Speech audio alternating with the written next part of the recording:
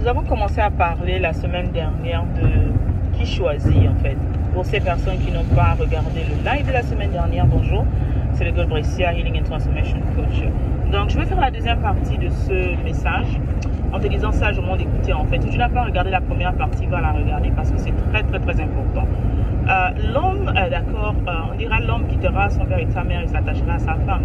Et dans notre société, en fait, il y a un élément très important que je vais faire comprendre aux femmes, en fait. Je ne vous appelle pas des reines parce que vous êtes belles, etc. Vous devez être belle, intelligente et bien sûr douce. Parce que vous savez déjà que la douceur est la première qualité d'une reine, l'une des plus grandes qualités d'une reine, les plus importantes. Pour celles qui ont assisté à mon Feminine Bootcamp, d'accord, la première partie, 12, les secrets d'une reine, si on peut le dire comme ça. Je reprends ma couronne. On a parlé de beaucoup de choses, d'accord, et beaucoup de surprises arrivent. La deuxième partie sera là en fait bientôt, ok? Donc, qui choisit? Il faut comprendre que toi, la femme, tu choisis. Il faut comprendre que c'est toi qui choisis. C'est toi qui dis non, sauf si tu es forcé. C'est toi qui décides, d'accord? Parce que l'homme, il vient te faire la cour et c'est toi qui décides de l'accepter ou de le refuser, de le rejeter, etc. en fait. Et il faudrait que tu comprennes cela. Je te l'apprends, je te l'enseigne parce que moi-même, je l'ai appris. Et également parce que pour que demain, après-demain, tu puisses enseigner à tes enfants, à tes belles-filles, etc. que la femme choisit. 9 mois de grossesse, c'est toi qui les tiens. C'est toi qui décides de garder cet enfant pendant 9 mois. C'est toi qui décides ce qui va se passer dans le ventre parce qu'il est en toi en fait. De la même manière, tu dois également être consciente, d'accord, que l'état émotionnel, psychique, spirituel, la performance, l'intelligence même, la beauté de cet enfant, d'accord, dépendra vraiment du papa, d'accord, dépendra en grande partie, d'accord, de la sémence que tu vas recevoir. On dit souvent que on a besoin, c'est scientifique, c'est naturel, d'accord. On a besoin de la femelle, d'accord, du sperme et justement de tes œufs, en fait, de ton ovule, c'est très important. Sans l'ovule, il n'y aura pas de fécondation. Sans la sémence, il n'y aura pas de fécondation. Donc, de fécondation, on a besoin, en fait, des deux personnes, justement, des deux éléments très importants de la nature, c'est Dieu qui l'a fait. Mais il faut savoir que la sélection naturelle se passe en toi. Et c'est toi qui dois décider en fait. Et je voudrais que tu décides de cela de manière consciente. De manière consciente, pas seulement de ton présent, mais également de ton avenir. La femme qui choisit en fait ne doit pas être concentrée là dans cette situation. C'est-à-dire que dans cette saison dans laquelle tu es peut-être célibataire, tu es peut-être seule, tu es peut-être maman seule, ou tu es seule, tu n'as jamais eu d'enfant, ou tu es étudiante, ou tu es encore dans la maison de tes parents. Tu dois choisir pas en fonction de cette saison-là, parce que la réalité de cette saison est différente en fait. C'est une saison temporaire que tu dois comprendre d'abord, parce que les saisons changent. Et tu dois comprendre que une femme doit avoir une vision pour sa vie. Elle doit avoir un plan pour sa vie, elle doit avoir des projets pour sa vie et elle doit comprendre qu'elle est en mission partout où elle va en fait. Je vais le répéter. En tant que femme, en tant que reine, tu dois comprendre que tu dois avoir une vision pour ta vie. Tu dois avoir des plans et des projets pour ta vie et tu dois comprendre que partout où tu vas en fait, tu es en mission. D'accord? Et tu dois te poser la question de savoir en tant que femme, la parole dit en fait que la femme est l'aide de l'homme. La femme est l'aide de l'homme. Tu dois te poser la question de savoir d'abord qui est cet homme-là. Est-ce que cet homme existe? Il existe. Parce que chaque Adam a son Ève. Et tu dois te poser la question de savoir également, d'accord, de quoi il aura besoin. Parce que tu es censé aider en fait. Tu es censé résoudre un problème dont l'homme souffre. D'accord? Tu es censé l'aider à accomplir la mission qui est la sienne. Tu es censé en fait l'aider en fait à devenir cet homme. Peut-être il y en a qui ne comprennent pas. Et encore, du temps tu vas trouver le jeune garçon à moitié roi en devenir. Donc tu vas devoir l'aider en fait dans ta mission. D'accord? Si tu es conscient de cela, tu vas devoir l'aider en fait à devenir cet homme qui doit devenir en fait. Il y en a qui ne savent pas, il y en a qui manquent de beaucoup de choses. Donc tu vas peut-être trouver le jeune garçon, comme j'aime bien le dire, peut-être le bon sauvage de Rousseau, hein, avec amour, avec respect. Tu vas trouver peut-être celui qui est cru, celui qui n'est pas sensuel, qui n'est pas affectueux, qui n'est pas romantique, comme beaucoup de femmes aiment bien se plaindre. Et ce sera maintenant à toi, d'accord, de lui enseigner avec sagesse, d'accord, pas en devenant sa maman, mais avec sagesse, à lui apprendre en fait peut-être comment t'aimer, à lui apprendre en fait comment te parler, à lui apprendre en fait comment en fait gérer votre relation de couple, gérer en fait certaines choses dans la maison, en tant que femme en fait. L'énergie féminine est très importante et on néglige cela en fait. C'est une énergie féminine en fait qui multiplie. C'est une énergie féminine en fait qui apporte le miracle. J'aime beaucoup le dire en riant que tant que comment on appelle ça, quand la femme n'était pas là, il y avait rien dans la vie de l'homme en fait. Il n'y avait pas de sel. La femme est le sel vraiment. Elle est le sel, elle est la lumière de la maison. Elle apporte cette saveur là. D'accord? C'est pour ça que le jardin était plus ou moins, hein, il n'y avait rien dessous jusqu'à ce que cette fleur arrive dans le jardin, cette fleur spéciale que tu es en tant que femme en fait. Donc il faudrait que tu comprennes cela en fait. Tu vas l'aider, tu vas te poser la question de savoir tu vas l'aider dans quoi en fait. Et cet homme que tu dois choisir, quand tu choisis, tu dois poser la question, ok, est-ce que c'est quelqu'un qui est déjà en train de faire quelque chose? Est-ce que c'est quelqu'un qui est en train de travailler sur quelque chose? Est-ce que c'est quelqu'un qui a déjà une vision? Parce que pour venir aider, il faut avoir une vision. Pour venir aider, il faut avoir un plan en fait. La femme ne va pas te suivre. Elle a qui tout le monde te dit, ah non, j'ai peut-être les projets, oui, j'ai. Et puis il n'y a pas de plans qui sont accomplis, d'accord? Il n'y a rien tu ne travailles sur rien en fait. Tu ne sais rien du tout. Tu dis seulement, je veux faire. Mais avec des jeux, comme on dit, avec des si, on mettra Paris en bouteille, comme on dit. Donc il faut qu'il y ait des projets concrets. Il faudrait que tu vois qu'il essaie de se battre. Est-ce que c'est quelqu'un qui est en train de travailler sur quelque chose? C'est quelqu'un qui va quelque part. Où est-ce qu'il va? Où est-ce qu'il va? Où est-ce qu'il va? Même s'il est étudiant, il doit aller quelque part. Ok, après les études, qu'est-ce qu'il veut faire? Et pour cela, tu dois poser des bonnes questions. Tu dois poser des questions qui vont t'amener à répondre dont toi-même tu as les réponses. Généralement, on dit quand la femme pose des questions, déjà la réponse de ces questions, n'est-ce pas? Tu dois te poser des questions en fait. Tu dois lui poser des questions qui doivent correspondre plus ou moins pas parfaitement à la vision que tu as pour ta famille, pour toi-même, et la mission que tu as en tant que femme dans la vie de cet homme-là. Maintenant, quand il va te poser des questions, en fait, il va répondre à ces questions et tu vas voir si, en fait, est-ce que tu peux aider? Parce que il peut te donner une mission, il peut te donner sa vision de la vie, il peut te donner son plan, ses projets, etc. Et ça ne correspond pas à ce que toi, tu veux faire ou ça ne correspond pas entièrement d'accord à ta vision, en fait. C'est complètement opposé à ta vision. Je te dirais de bien réfléchir avant de dire oui. Parce que souvent, on fait les erreurs, en fait. Tu vas dire, ah non, peut-être, moi, j'ai envie d'être entrepreneur, mais mon mari, lui, c'est quelqu'un qui ne me voit pas en train de sortir, en train de voyager. Tu vas beaucoup souffrir si tu dis oui à ce genre de relation, sachant bien consciemment en fait que cette personne-là ne te laissera pas voyager, ne te laissera pas faire les business trips, ne te laissera pas aller dans les conférences pour t'ajouter de la valeur. C'est quelqu'un qui est possessif et c'est quelqu'un qui est juste habitué à voir sa femme à la maison en fait. D'accord? Si toi tu es habitué à aller quelque part, tu veux aller quelque part, tu veux tu as le projet de devenir je sais pas quoi, bâtir ton monde, parce que c'est ta femme qui bâtit, bâtir ton monde, tu as des projets vraiment de te multiplier, pas seulement de faire des bébés, parce qu'il faut savoir que la femme n'a plus à faire que de faire des bébés. Tu as de la vision, tu as des choses que tu veux faire bien avant, en dehors de vouloir seulement être femme mariée, être mariée. Mais il va falloir que tu cherches quelqu'un, tu dises oui à la personne qui plus ou moins d'accord pourra également t'aider, mais également pourra te supporter d'accord dans ce projet-là en fait. Ce n'est pas seulement que d'un seul côté en fait. C'est l'erreur qu'on fait. Parce qu'il y a des femmes qui vont dire oui à des hommes alors qu'elles n'ont pas jugé ce côté dont je parle là. Elles ont dit oui à des hommes et elles sont rendues compte que c'est quelqu'un en fait qui ne me laissera jamais devenir moi-même en fait. C'est quelqu'un qui est juste basé sur lui-même, qui est juste concentré sur lui-même. C'est quelqu'un qui veut seulement faire à sa guise en fait. C'est quelqu'un qui veut juste grandir, il reçoit tout le temps il va avoir des promotions, etc. Il veut grandir lui et moi je suis juste à la maison en train d'être une poupée de salon où moi je ne sers en fait qu'à faire des bébés en fait. Et cette personne-là, il fera tout pour que chaque année tu sois enceinte.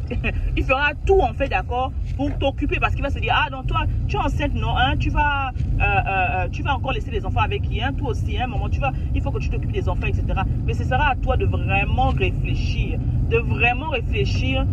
et de dire, ok, est-ce que c'est quelqu'un que je vois avec qui on peut faire des projets ensemble? Parce que ton projet, avec son projet, doit plus ou moins concorder pour qu'il y ait l'harmonie. Je répète, ton projet avec son projet doit plus ou moins concorder pour qu'il y ait l'harmonie en fait. Parce que la culture nous enseigne que non, il faut supporter, etc. Oui, tu supportes, mais tu ne supportes pas pour souffrir.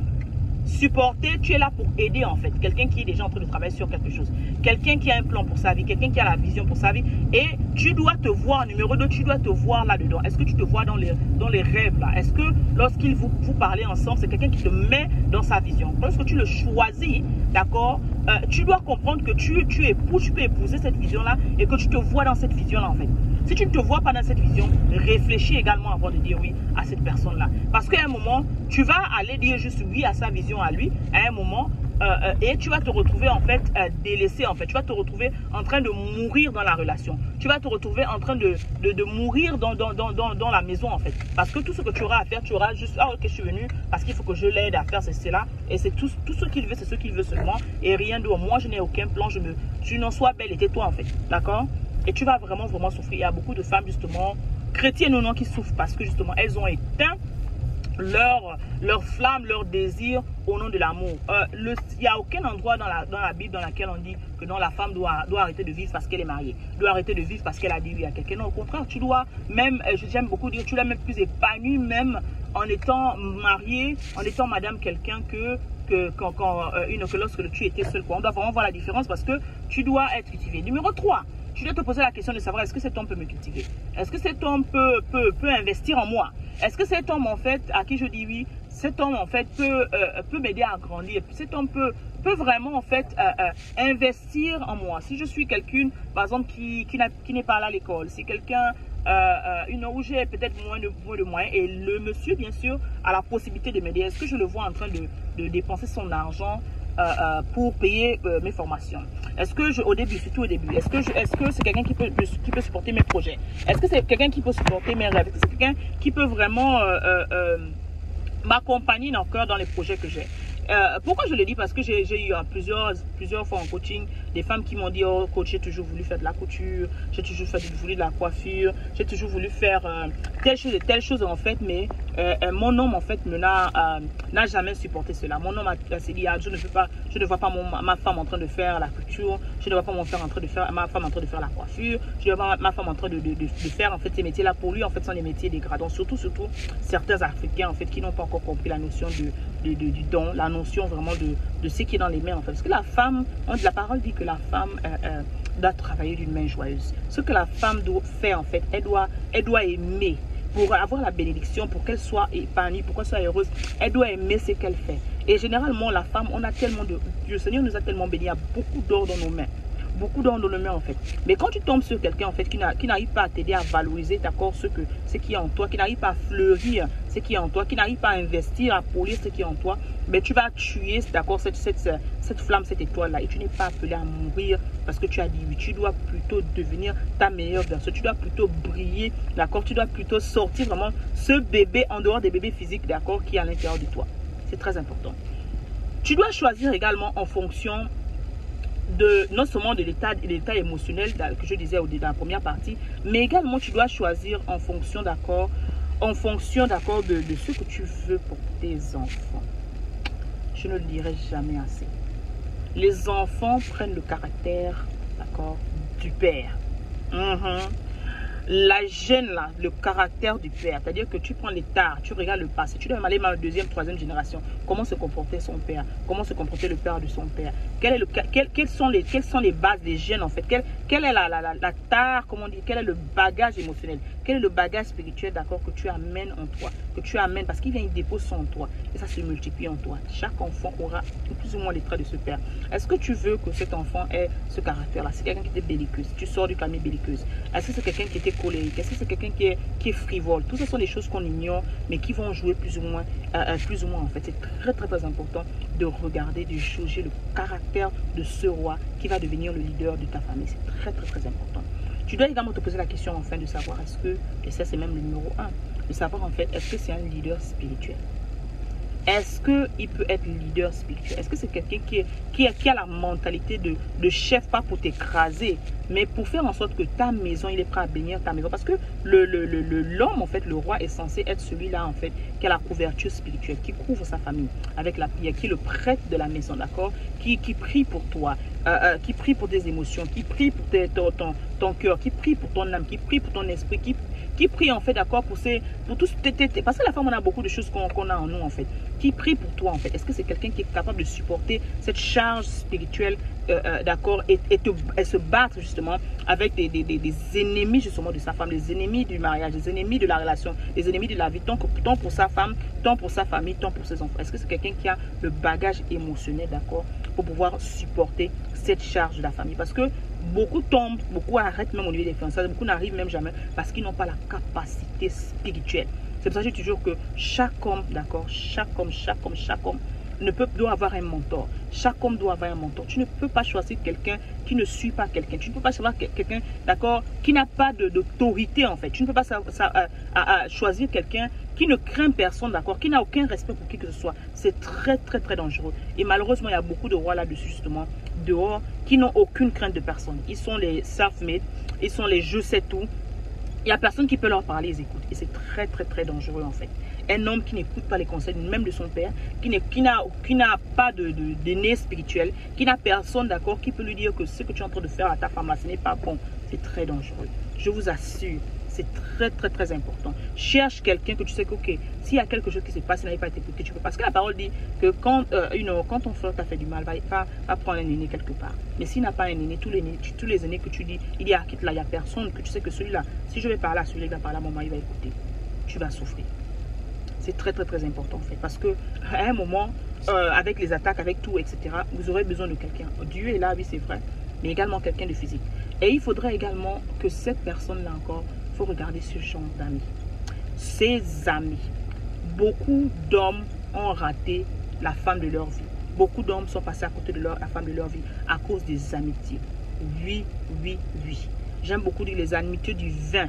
L'ami qui a le vin, des amis qui t'amènent toujours en train d'aller boire, des amis qui dès que vous avez le salaire, vous allez jouer aux cartes, vous allez jouer au PMG, vous allez jouer aux choses où il n'y a pas comment dire, il ne sait pas te dire, ah gars, là en ce moment, il faut arrêter de faire ça, tu as la femme, tu as les enfants, il faut arrêter cette vie de frivole. Les amis qui t'encouragent, d'accord, dans la frivolité, des amis qui t'encouragent dans la perversion, des amis qui t'encouragent en fait justement à faire du désordre, à tromper ta femme, non. Je dis toujours que si tu as choisi d'épouser une femme, reste avec cette femme. Mais il faut voir qu'il est d'abord cette mentalité. Parce que tout commence dans la tête. Tu peux rencontrer un tabaco et demain après-demain, il devient en fait cet homme pieux, cet homme dont dit la parole, un homme fidèle qui le trouvera. Parce que ce n'est pas le début qui compte, c'est l'intention. Si la personne veut vraiment changer, si la personne est née de nouveau, si la personne a donné sa vie à Christ, et elle décide maintenant chaque jour de se battre avec ses démons, se battre avec son passé et d'avoir une vie alignée plus ou moins. Il faudra ces éléments en fait. Il faudrait qu'ils soient bien entourés.